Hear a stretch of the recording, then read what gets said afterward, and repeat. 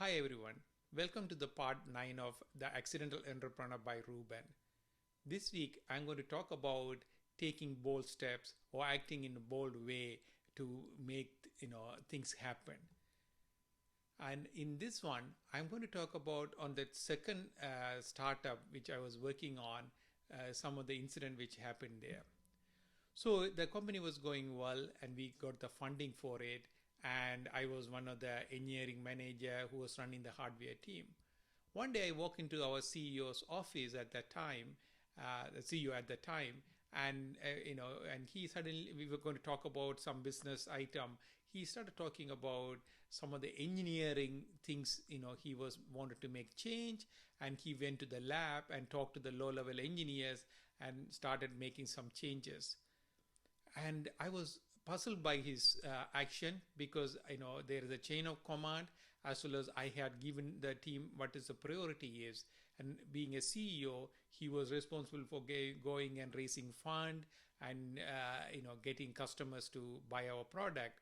But if he goes offline and make these kind of changes, it changes the whole plan. And I was a little bit frustrated. So I told him, into his face, that he's not the right CEO for our company. He should quit. And he was like, very taken back and said, "What do you mean?" I told him directly that it was not, he's not the right person who can take our company to the next level, because he's focusing on so much internal things, while there are so much work needs to be done outside, as well as there are a team of people who are very capable, who are hired to do these things. And if he makes these kind of changes, it won't work. And he was very shocked when I told him that, and I walked out of his room after that. When I walked out, I felt like he's the CEO, and he has the power to fire me, let me go. So I called my VC friend, who was one of the investors in the company, and I told him that, hey, I just went and told my CEO that he should quit. And he said, come to my office. And when I went there and sat down with him, he asked me all the sequence of event, and I explained to him, and he fell off the chair laughing.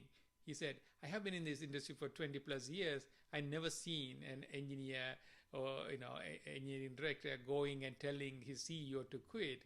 And so I told him that looks like my tenure with the company is going to be over. And he said, no, you are very important to the company, and you did the right, you had the passion for it, and go back and work as normal.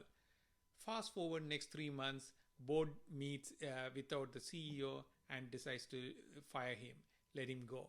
And then after that, we hired a new CEO, we built new product, we got the customers, and we was very successful at the end.